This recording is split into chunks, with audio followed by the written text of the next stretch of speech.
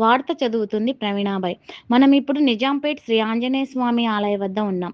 ముందుగా ఆలయనామ ఫలకాన్ని, ఆపై భవ్యమైన గోపురాన్ని చూస్తూ లోపలికి వెళ్ళగానే మొదటగా విఘ్నేశ్వరుడు మనకు దర్శనమిస్తాడు. ఆ పక్కనే పెద్ద రాళ్ళ చెట్లు, కొంచెం ముందుకు వెళ్తే నవగ్రహ పూజా గోపురం కనిపిస్తాయి. భక్తులు కాళ్ళు కడుక్కోవడానికి పక్కనే నల్లాలున్నాయి. ఇక్కడి నుండి మళ్ళీ వెనక్కి రాగానే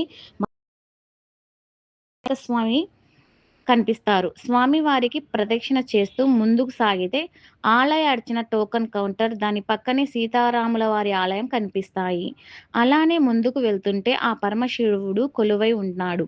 భక్తులు పక్కనే ఉన్న నల్లాల నుండి నీటిని తెచ్చి శివునికి అభిషేకం చేస్తూ ఉంటారు.